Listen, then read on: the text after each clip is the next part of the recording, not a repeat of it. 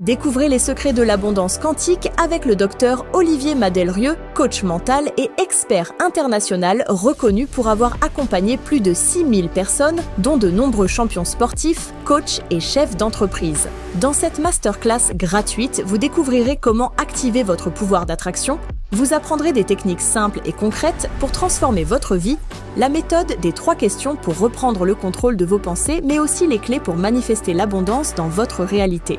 N'attendez plus, cliquez sur le lien en haut à droite de votre écran ou en description pour changer de dimension et créer la vie que vous méritez. Je suis Léla Chanaoui, spécialisée dans les thérapies brèves pour les enfants et les adolescents, et voici mon index ABC.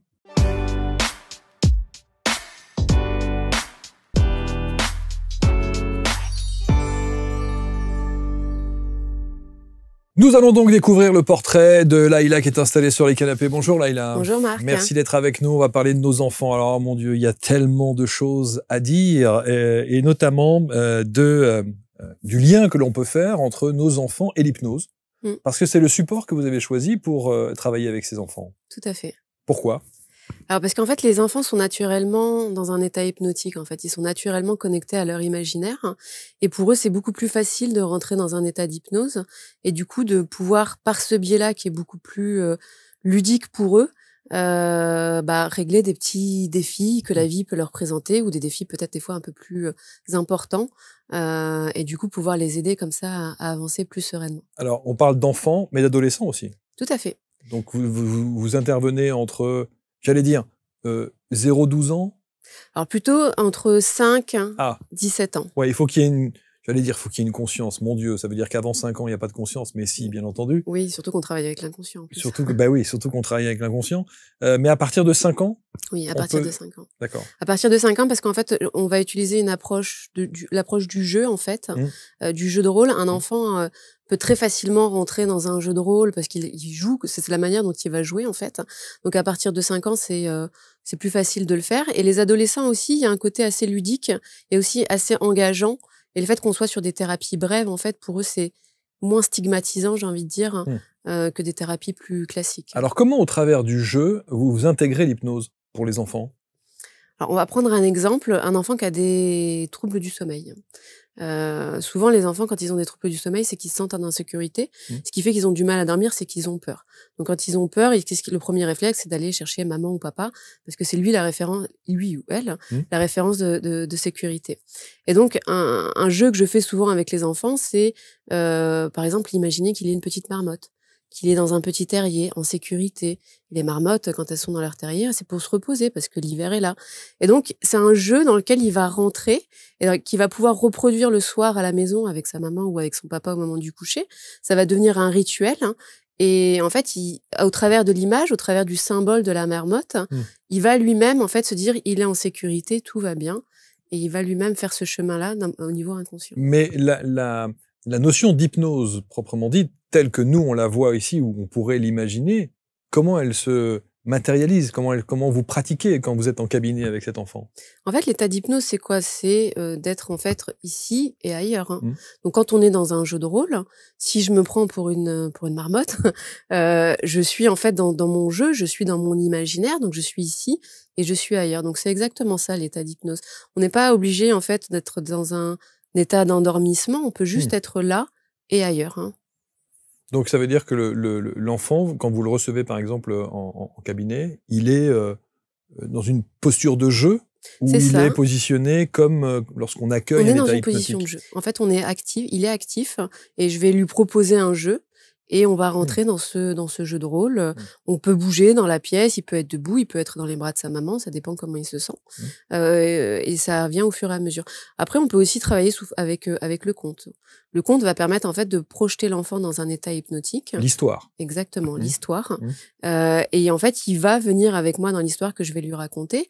L'histoire, elle a un objectif, et je vais le faire passer par différentes étapes au fur et à mesure de l'histoire. Et c'est comme s'il était en fait en état d'hypnose, parce que il part dans l'histoire. C'est comme si je vous raconte là une histoire, Marc. Magnifique. Voilà, je vous raconte un conte. Vous êtes avec moi et en même temps, vous allez commencer à imaginer le personnage, le décor, et vous allez partir et vous allez peut-être même vous identifier au personnage. Et ça, c'est un état hypnotique. Et ça, c'est un état hypnotique, tout à fait. Ok.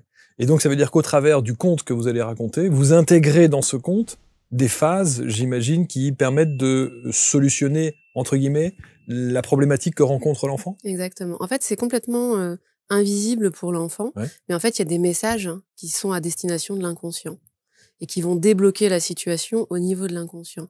Donc l'enfant et les parents ont l'impression d'écouter une histoire sur une petite fille qui vit une aventure, qui est face à un problème, qui résout ce problème-là. Il y a des personnages qui viennent l'aider et ces personnages, en fait, ce sont les ressources intérieures de l'enfant qui vont venir aider à solutionner le problème et la fin, bien évidemment, est heureuse comme dans toutes les histoires. Évidemment, et ils vécurent heureux, etc., etc. C'est la fin des histoires en règle générale. Non. Juste mais vous les avez enregistrées, ces histoires-là, déjà? Alors non, je les ai écrites. Elles sont écrites? Oui. Donc il faut que quelqu'un la lise. Bah, c'est moi qui la lis. Et en général, je la donne aussi aux parents pour qu'ils puissent la lire à la maison. Mais il faut l'enregistrer, en fait. Ouais, j'y pense. Ah, c'est magnifique.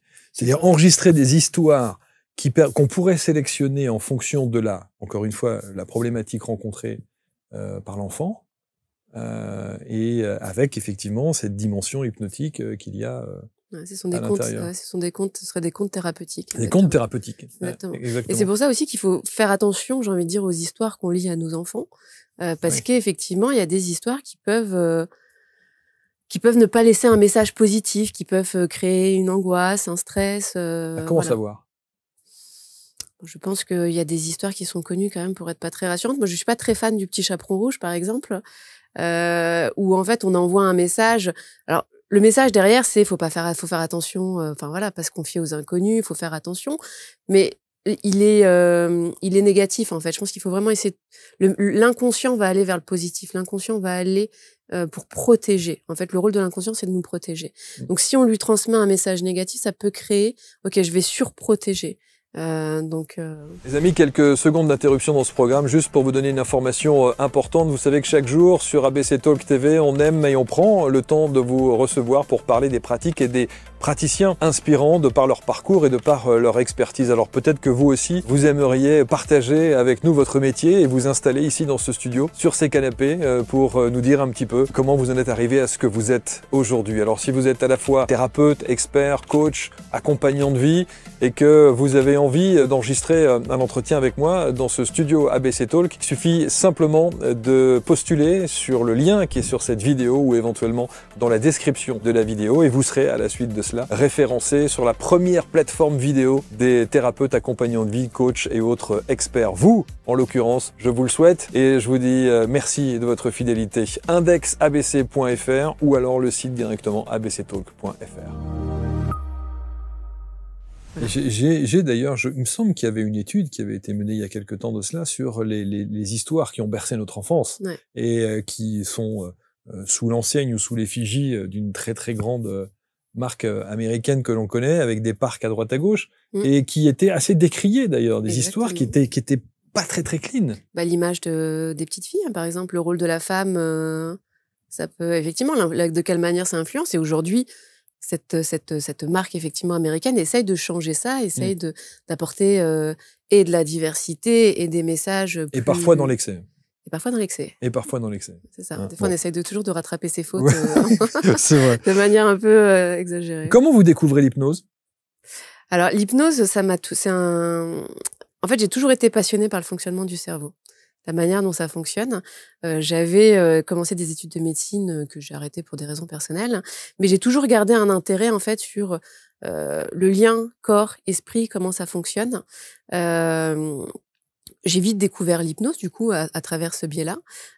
J'ai moi-même été patiente de l'hypnose pour des propres sujets que j'avais à régler en fait. Et que vous avez réglé? Et que j'ai réglé. Grâce à l'hypnose? Grâce à l'hypnose, oui. Tout à fait. Okay. Et donc, quand j'ai découvert, alors, par exemple, une phobie. J'avais la phobie des guêpes et des abeilles, de tout ce qui vole. Et ça a été assez bluffant la manière. C'est-à-dire que je pouvais pas être sur une terrasse de café, par exemple, en été, parce que j'avais peur de la petite bête qui vient venir butiner dans mon verre. Et donc, je suis soignée de cette phobie grâce à l'hypnose. Et donc, je commence aussi à m'intéresser de plus en plus parce que vraiment une boulimie de comprendre comment ça fonctionne, de savoir ce qui se passe derrière. Et j'ai toujours pas compris, tout à fait. Mais et d'ailleurs, les neuroscientifiques non plus. Je pense que c'est un sujet qui est vraiment très passionnant. Mais voilà, donc ça a nourri comme ça cette curiosité. Et jusqu'à ce que pour moi, c'était une évidence d'en faire mon métier. Et maintenant, vous avez des ruches à la maison et... Non. Alors, non. Non, mais je peux prendre un thé très facile. J'habite à la campagne. Oui, j'habite en région parisienne, j'ai réussi à déménager à la campagne quand même. Ouais. Donc là, il y a de l'insecte qui vole. Il y a de l'insecte, ouais. Bon. Ce qui est intéressant, évidemment, c'est et c'est là la spécificité de votre approche que je trouve vraiment très intéressante, c'est d'associer évidemment cette thématique de l'hypnose dont on a maintes et maintes fois entendu parler et dont on connaît bien sûr les bienfaits aujourd'hui, les études et la manière dont on peut accompagner au travers de l'hypnose. Mais vous avez associé ça aux enfants. Ouais. Et c'est un sujet, enfant-hypnose, qui a été décrié pendant longtemps, où on a dit, oulala, attention, est-ce que l'hypnose, est-ce que c'est pas risqué pour un enfant? Est-ce qu'un enfant moi j'ai entendu ça. On devrait plutôt le faire accompagner par un psychologue, voire un psy, plutôt que de lui proposer des séances d'hypnose. Qu'est-ce que vous répondez à ça? Il y a certainement certaines indications où le psychologue ou le pédopsychiatre est plus indiqué. Mais pour des sujets comme par exemple l'énurésie, des troubles du sommeil, des phobies, je trouve que la psychologie classique est peut-être trop stigmatisante pour un enfant. Faire des semaines, voire des mois, voire peut-être des années de thérapie parce qu'on a une phobie, est-ce que ça le justifie? Aujourd'hui, dans les pays anglo-saxons, les thérapies brèves, dont fait partie l'hypnose, sont vraiment très répandues et les bienfaits sont plus à démontrer. Pourquoi est-ce qu'on a peur de ça? Parce qu'en fait, on a encore dans notre inconscient, ça tombe bien, c'est le cas de le dire, l'idée que l'hypnose, on va prendre contrôle de quelqu'un à son insu. C'est vrai pour les enfants, cette idée reçue, et c'est vrai pour les adultes aussi. C'est pas du tout le cas. Enfin, personne ne peut prendre le contrôle de votre esprit ou de l'esprit d'un enfant. Sinon, j'aurais couché mon fils tous les soirs à 8 heures depuis déjà des années. Donc, non, mais c'est surtout aussi qu'on voit, il y a le côté spectacle de l'hypnose qui a sans doute contribué aussi à propager de fausses idées sur le contrôle que l'on peut avoir sur telle ou telle personne. Mais ce qu'il faut savoir, c'est que l'hypnose de spectacle, les personnes sont consentantes. Les personnes sont déjà choisies pour leur consentement, choisies pour leur réceptivité à l'hypnose. Et si elles n'étaient pas d'accord, elles ne pourraient pas rentrer dans cet état-là tel qu'on peut le voir avec un Mesmer ou dans d'autres spectacles, par exemple. Donc, il y a toujours l'idée de « je suis d'accord pour le faire », en fait. Comment savoir si, au même titre qu'un adulte, un enfant est réceptif à l'hypnose? Comment être sûr qu'il est réceptif à l'hypnose? Alors, tout le monde est réceptif à l'hypnose, que ce soit les enfants ou les adultes. Ça aussi, j'ai entendu aussi le contraire. En 10 ans, j'ai entendu que 10% de la population n'était pas hypnotisable. Quand vous êtes assis dans votre canapé et que vous regardez un film, un dessin animé, et que vous avez la page de publicité, vous êtes dans un état hypnotique. C'est une forme d'hypnose, en fait. C'est de la suggestion. La suggestion. Voilà, la suggestion. De la suggestion, et vous recevez l'information, et peut-être ou pas, vous allez y répondre en fonction de votre besoin, en fonction de votre problématique, mais vous avez reçu la suggestion. C'est un peu la même chose en hypnose, en fait. J'ai perdu le début de la question. Non, la question, c'était comment être sûr qu'un enfant est réceptif à l'hypnose. Oui, donc en fait, donc c'est ce que je vous disais. Donc effectivement, on est tous plus ou moins réceptifs à l'hypnose. Après, ce qui fait que ça peut, la question qui pourrait venir derrière, c'est est-ce que ça marche? Pourquoi est-ce que ça marcherait pas? Chez certains et pas chez d'autres. Exactement. En hypnose, on va travailler sur la cause et pas sur le symptôme. Si on cible mal la cause, d'ailleurs en thérapie, dans les thérapies brèves de manière générale, si on cible mal la cause et si on tombe à côté, dans ce cas-là, effectivement, ça peut ne pas marcher. Quand on parle de phobie, quand vous parliez de pipi au lit, quand vous parlez évidemment de problématiques de sommeil, on peut comprendre. Est-ce que on peut avoir votre accompagnement au travers de l'hypnose sur d'autres thèmes plus délicats, la perte d'un parent pour les enfants, la perte d'un être cher, la perte d'un animal, ça aussi, vous pouvez intervenir là-dessus? Oui, tout à fait. Tout à fait, et c'est même assez libérateur pour l'enfant. Et parfois, des problématiques comme l'énurésie, par exemple, peut être liée à un traumatisme comme ça. Je l'ai vu avec une petite fille. Et en fait, c'est compliqué pour un enfant de faire son deuil. C'est compliqué aussi pour le parent d'accompagner l'enfant dans la gestion du deuil. C'est déjà suffisamment difficile à gérer pour soi. Soi-même. Hein. Eh oui, bien sûr. Et donc, effectivement, l'hypnose va pouvoir l'aider parce qu'on va réussir à créer un lien, réussir encore une fois avec l'imaginaire, à créer un lien avec le défunt, à accepter aussi le fait que le défunt ne soit plus là. Et quels sont les mots qu'on peut utiliser pour accompagner justement sur une thématique comme ça? Alors c'est pas tant les mots, c'est plus les symboles en fait qu'on va utiliser. Okay. On va utiliser des symboles comme de la lumière, comme un petit être lumineux en fait qui va être là, qui sera toujours là avec lui, mais qu'on va laisser monter dans la lumière, mais le lien comme une ficelle en fait va rester entre lui et ce petit être, sans forcément nommer le fait que ce soit papy, mamie par exemple qui est parti, mais en disant voilà, le petit être il est là et il sera toujours avec toi, et quand tu peux l'appeler et quand tu veux lui parler en fait tu peux connecter ton esprit à cette lumière et il va venir et tu peux lui parler. En fait c'est vraiment je pense essayer de faire casser les barrières que le deuil peut mettre parfois de temps en temps, par pudeur ou par gêne ou par peur de souffrir, et en fait faire tomber ces barrières là. Et sur cette thématique, c'est valable aussi pour les adolescents, vous avez la même approche? Oui. Alors de manière moins enfantine, bien évidemment, on s'adapte. Mais oui, bien sûr, la même approche. Quels sont les gens qui vous consultent, ces enfants? Quels sont en règle générale les problèmes les plus récurrents auxquels vous faites face? Alors, c'est beaucoup les troubles du sommeil. En fait, il y a pas... Les indications, elles sont vraiment multiples. Mais ce qui vient de manière récurrente, c'est les troubles du sommeil chez les enfants, c'est l'énurésie, donc le pipi au lit, et ça va être les phobies. Ensuite, quand les enfants commencent, on arrive entre 8-12 ans, ça va être les difficultés scolaires. Et là, c'est vraiment l'hypnose, mais au sens PNL, qu'on va utiliser, où en fait, on va plutôt essayer de découvrir quelle est la stratégie d'apprentissage de l'enfant et débloquer et de mettre en place en fait des méthodes avec la PNL pour les aider en fait à débloquer ces situations. Alors ça, c'est intéressant parce que 8-12 ans, effectivement, c'est là où il y a certains schémas qui se mettent en place et où on peut très mal démarrer son cursus scolaire. Et en règle générale, quand on démarre mal comme ça, après, c'est difficile de revenir à niveau. Donc, un enfant qui a des difficultés peut-être de concentration, des difficultés de suivi, quelles sont les difficultés entre 8 et 12 ans que rencontre un enfant, notamment avec des problématiques scolaires? Ça va être par exemple un enfant qui... alors, la concentration, oui, mais la concentration en général, j'ai envie de dire, ça peut revenir à des problématiques qui sont beaucoup plus courantes aujourd'hui, comme par exemple les écrans, sans revenir sur un sujet qui est très très important. Ça, qui fait débat aussi. Voilà, qui fait débat aussi. Mais ça va être plutôt sa capacité en fait à... on n'a pas tous la même stratégie d'apprentissage. Vous avez peut-être vous êtes peut-être plus visuel, peut-être que moi je suis plus auditive, et on a un schéma scolaire aujourd'hui qui est plutôt destiné à un certain type d'enfants, donc notamment des enfants qui sont plutôt visuels. Tout ce qu'on apprend, on l'apprend avec des schémas, lire, apprendre, enfin vraiment voir les choses. Alors on a des enfants qui sont plus auditifs. Les auditifs en général, ils s'en sortent plutôt bien parce que quand même ils entendent ce que le professeur dit, on répète, etc.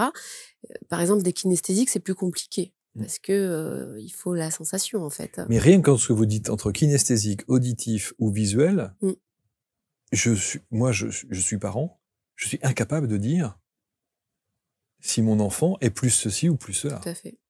Alors il y a des façons de le découvrir, mais effectivement il faut le savoir, il faut les connaître. Bien sûr. Et c'est là où en fait dès qu'on identifie des difficultés, très rapidement on peut le voir qu'un enfant a plus de mal, etc.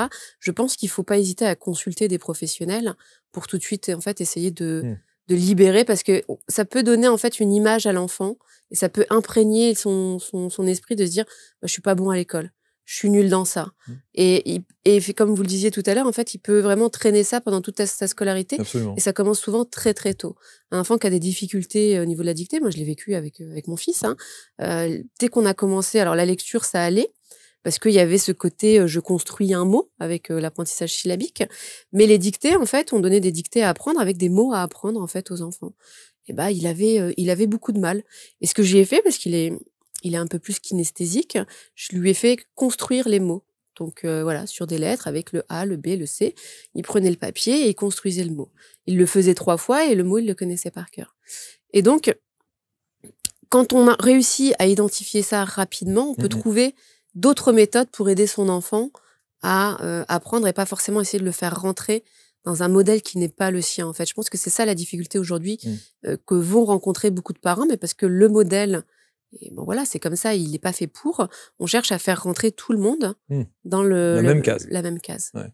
Avec les mêmes manières. Et avec oui, bien sûr, avec les mêmes manières. Mais en même temps, pour prendre la défense aussi des professeurs des écoles, il est bien clair que quand on se retrouve dans une classe de 30 élèves, si on devait adapter à chacun un mode de fonctionnement, ça serait absolument ingérable. C'est vrai. C'est aussi ça l'envers du décor. Alors sur cette problématique-là, et notamment sur la lecture, les dictées et autres, comment l'hypnose peut aider? Comment est-ce que vous intervenez alors?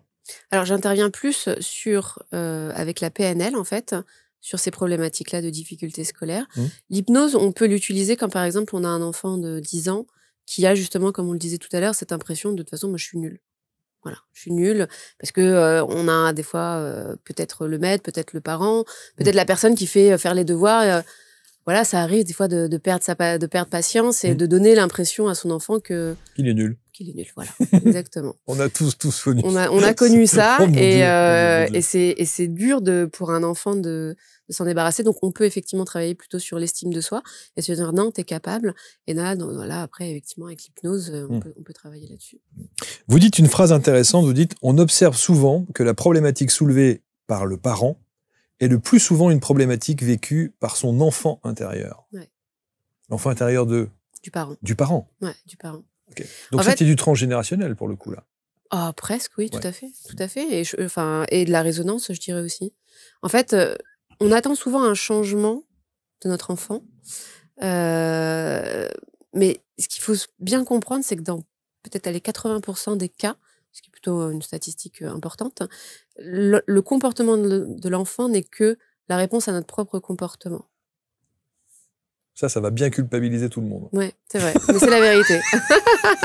Ça, alors, si votre enfant a un problème, c'est vous le problème, en réalité. Non, vous voyez ce que je veux dire? Non, mais des fois, c'est important de travailler. En fait, on a besoin aussi de travailler sur soi en tant que parent. Bien sûr. Et dans la plupart des consultations que je fais, et c'est toujours assez délicat, parce que le parent vient parce que son enfant a un problème, et on va proposer aux parents de travailler. Et je travaille bien souvent avec le parent, plus avec le parent qu'avec l'enfant.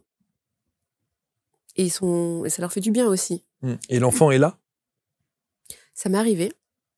Ça m'est arrivé d'avoir effectivement un cas d'une maman qui n'allait pas bien, vraiment. Enfin, elle n'allait pas bien et elle avait peur.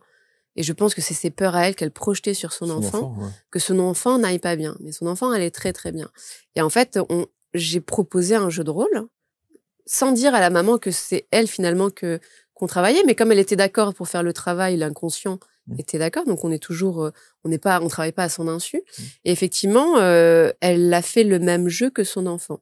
Donc on a inclus la maman dans le jeu et ça a permis en fait de faire une thérapie un peu en triangle et de débloquer, et débloquer la situation. Tout à fait. Comment est-ce que vous arrivez à ressentir que la problématique ne vient pas nécessairement de l'enfant, mais qu'il est impacté par la problématique des parents? Alors je prends toujours beaucoup de temps au début pour discuter avec les parents. Toujours, c'est important. Et on le voit très vite en fait en fonction de leur enfance, et j'hésite pas à poser des questions aussi sur quelle a été son enfance à elle ou à lui, enfin aux parents. Et parfois tout de suite on arrive sur un problème qui est là, et un parent qui a peur. Tous les parents ont peur pour leur enfant, mais parfois on sent qu'il y a une peur qui est disproportionnée. Un parent qui vous dit mon enfant est timide, il n'arrive pas à s'intégrer. À 7 ans, est-ce qu'on peut vraiment se dire qu'un enfant n'arrive pas à s'intégrer? S'il est timide, c'est peut-être juste sa nature, peut-être qu'il est bien tout seul. Hein. Donc ça donne envie de continuer à poser des questions et à creuser. Je disais tout à l'heure, effectivement, ce qui fait le succès de la thérapie, c'est quand on réussit à remonter à la bonne cause, vraiment à la problématique mère. Hein. Et c'est, je pense, en questionnant, en se mettant vraiment en résonance avec le parent comme avec l'enfant, qu'on va réussir à remonter à la problématique mère. Alors, remonter à la problématique, on a parlé tout à l'heure du transgénérationnel. Là, vous vous arrêtez effectivement aux parents, parce que ce sont les parents qui préconisent vos services pour essayer de trouver la solution. Est-ce qu'on remonte plus loin avec votre façon de faire? marchera pas avec ma façon de faire, mais ce serait très pertinent de le faire. Ouais. Très, très pertinent. Je l'ai, moi, à titre personnel, expérimenté, le transgénérationnel. Et en hypnose régressive aussi? Ouais, en hypnose. Et je pense que c'est vraiment une approche très, très puissante. Parce que le problème de l'enfant en question, on pourrait sauter une génération, ça peut être le problème des grands-parents, voire plus. Tout à fait. Tout à fait. Et aujourd'hui, en plus, c'est démontré au niveau de l'épigénétique qu'on ne transmet pas que les particularités biologiques, mais aussi les particularités au niveau du caractère. Ce qui est intéressant, et évidemment, on ne va pas rentrer dans le détail parce que c'est de l'ordre du privé, mais puisque vous l'évoquez dans la fiche de prod, vous dites, c'est étonnant, c'est pas étonnant que vous fassiez ce métier-là, et notamment avec les enfants, parce que vous n'avez pas été cet enfant désiré. Ouais.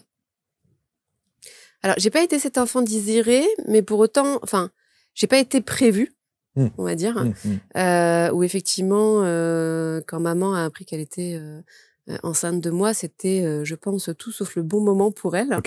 Et elle a pensé et elle a fait les démarches effectivement pour avorter. Et pour autant, c'est intéressant, mais comme quoi on peut faire de la psychologie sans avoir étudié la psychologie.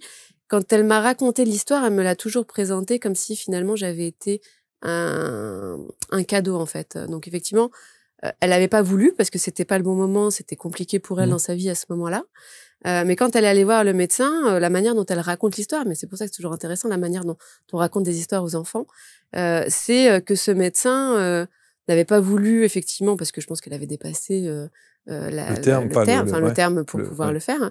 Et ce médecin lui avait dit, bah, c'est une petite ou c'est un enfant qui est né sous une bonne étoile. Et donc, effectivement, elle m'a toujours présenté ça comme si j'avais été sous une bonne étoile, avec une chance, avec une destinée.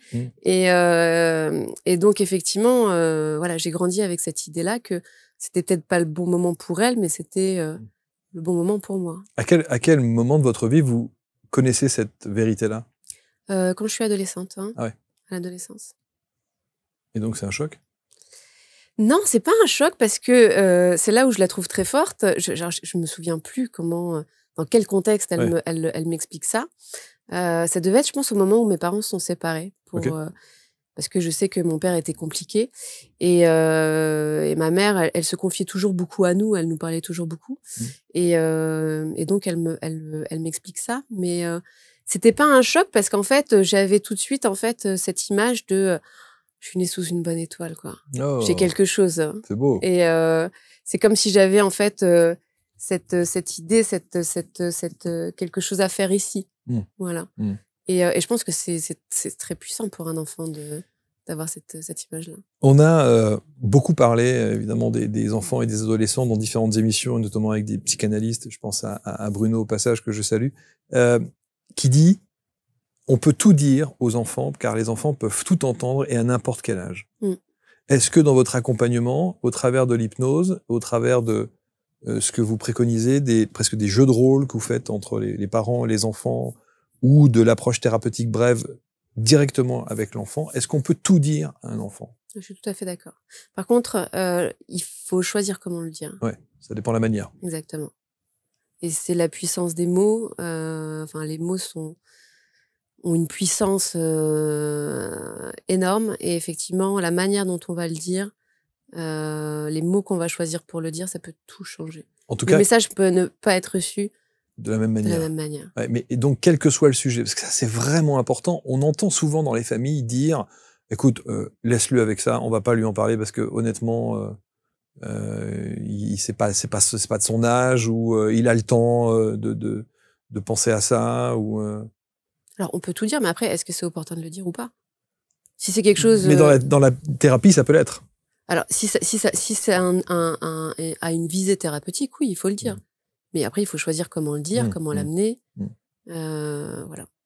Alors, je sais que vous êtes du côté de Beauvais. Oui, c'est ça, dans l'Oise. Est-ce qu'on peut faire ça à distance avec un enfant?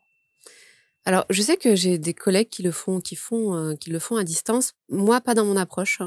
Parce qu'en fait, j'ai besoin d'observer, j'ai besoin de regarder comment réagit la personne. Il y a le langage verbal, il y a le langage non verbal. Et il est tout aussi important. Quand vous faites comme ça, bah voilà, mon message, je pense qu'il est bien reçu. Voilà. Donc, c'est important de regarder, effectivement, que ce soit un enfant ou un adulte. En tout visio, cas, on pourrait le faire. Non? Vous l'avez jamais tenté? Moi, une fois, j'ai reçu une adolescente qui était comme ça, vraiment avec la jambe. Et je me dis, bah, cette jambe, elle a quelque chose à me dire. Elle a un message pour moi, cette jambe. Ouais. Et si je la voyais comme ça, je vois pas sa jambe qui est comme ça. Donc, c'est important. Oui. Oui, c'est le langage du corps, est important aussi dans votre approche. Ouais. Bah, voilà, quand je dis se mettre en résonance, c'est vraiment voilà, quand je fais une induction d'hypnose, alors une induction c'est un terme un peu technique, mais quand on met quelqu'un en état d'hypnose, on se met aussi en thérapeute en état d'hypnose avec elle. On est, enfin voilà, surtout avec, par exemple avec les adultes où là on va chercher à effectivement à les faire rentrer dans un état plus de relaxation, quasiment de méditation. On essaye vraiment de se synchroniser avec eux, parce que voilà, l'énergie, l'esprit, tout ça résonne ensemble. C'est pareil avec les enfants. Pour terminer, juste, quelle est l'histoire qui vous a le plus profondément touché dans l'approche que vous avez pu avoir avec un enfant? D'un avant-après? Alors, chaque rencontre, en fait, elle est particulière, bien sûr, et touchante, mais ça va plutôt être avec une adolescente. Une adolescente qui avait vraiment un vrai mal-être. Comme beaucoup d'ados. Comme beaucoup d'ados, mais ça allait vraiment, ça allait comme aussi beaucoup d'ados malheureusement jusqu'à l'automutilation, ce genre de choses, qui sont des sujets délicats mais qui sont bien réels. Et effectivement, on a beaucoup travaillé sur la notion de valeur, la notion d'estime de soi, sur comment elle-même, parce que je pense que ce qui est aussi important, c'est que la personne puisse repartir de la thérapie avec des outils. Et on peut leur donner ces outils-là. Et voilà, remplacer des gestes comme ça de souffrance avec des ancrages positifs. Et c'est vrai qu'au bout de quelques mois de suivi, elle allait beaucoup mieux, elle retournait à l'école, elle se resociabilisait, elle a arrêté de se faire mal, que ce soit intellectuellement ou physiquement. Et ça, pour moi, c'est... Voilà, ça me... C'est un cadeau. Ouais, c'est un cadeau. C'est beau, bien sûr. En tout cas, lorsqu'on parle de thérapie pour les enfants, les adolescents et le soutien à la parentalité, on sait combien les parents sont évidemment essentiels dans votre approche. Bien sûr. Hein, c'est important. Ce qui est particulier, en fait, les parents... En fait, des fois, j'ai l'impression d'avoir deux patients, parce que le parent, en fait, porte avec lui la souffrance de son enfant, en fait. Il souffre... On a deux personnes qui souffrent, voire trois, bien évidemment. Oui. Voilà, les parents portent la souffrance de leurs enfants. Est-ce que c'est devenu courant que les parents se disent tiens, je vais proposer une séance d'hypnose à mon enfant? Alors l'hypnose peut-être pas, mais je pense qu'aujourd'hui les parents, je pense qu'on arrive sur une génération de parents qui va déjà en thérapie et qui emmène ses enfants en thérapie. Et c'est bien, c'est une bonne chose parce qu'effectivement là, on a compris aujourd'hui que la santé mentale, voilà, ça faisait partie des choses qui nous... Enfin voilà, il n'y a pas que la santé physique, il y a aussi la santé mentale. Et j'ai oublié votre question. Non, la question c'était ça, c'était est-ce qu'aujourd'hui, beaucoup de parents prennent conscience que c'est important de pouvoir faire un suivi avec un enfant, et quand on voit des comportements d'enfants parfois, on se dit que au moins tentons ça, essayons. Oui, et parfois il y a même le côté un peu pervers, c'est-à-dire qu'il y a des parents qui amènent leurs enfants en thérapie et qui n'ont pas besoin de thérapie. Vous avez déjà vu ça? Oui, j'ai déjà vu ça. J'ai déjà vu ça, mais c'est parce qu'ils ont peur, c'est parce qu'ils sont inquiets. Mais donc du coup, ils viennent en disant quel est le problème, parce que vous allez poser la question, quelle est la problématique? Oui, bien sûr, ça va être une question de timidité. Alors il y a des timidités où effectivement ça peut être un enfant qui est en retrait, et là il y a une vraie problématique, mais des fois ça peut être juste un enfant, c'est son caractère en fait. Il faut pas toujours chercher à mettre une étiquette à son enfant, faut qu'il soit comme ci, faut qu'il soit comme ça.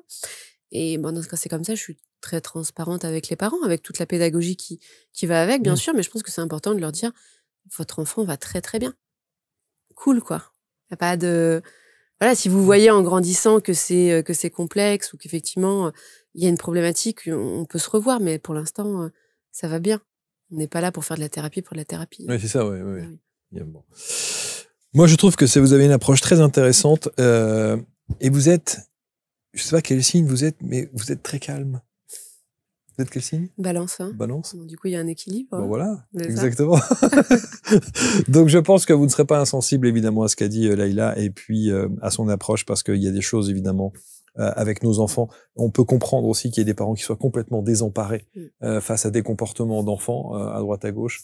Et on sait bien aussi que, alors on revient pas sur ces thématiques entre les jeux vidéo, les écrans, etc. Bon, il y a tout ça. Il y a tout un univers, une atmosphère qui perturbe beaucoup le conscient et l'inconscient de l'enfant. Donc c'est pas systématique que de devoir consulter, mais je pense que c'est intéressant quand même d'avoir un état des lieux, voilà, si je puis dire, de la psyché de l'enfant au travers d'une séance d'hypnose ou d'un accompagnement. Alors pas en distance, hein. Désolée. Non, ça se fait à Beauvais, voilà. Ou à Paris. Ou à Paris. Ah oui, à Paris aussi. Ok. Oui, je consulte à Paris aussi. À Paris aussi, très bien. Voilà. Merci beaucoup, Layla. Merci, Marc. Et merci de votre patience. Voilà, je fais une petite problème. parenthèse puisqu'on avait des petits problèmes techniques. Maintenant, tout est rentré dans l'ordre. On vous met autour de la vidéo, bien sûr, tous les liens qui vous permettront de rentrer en contact avec Layla. Et puis, n'hésitez pas à commenter, à partager parce que ça, c'est essentiel. Et à prendre rendez-vous avec Layla et ses équipes. Merci infiniment et on se retrouve très vite pour un prochain index. Salut.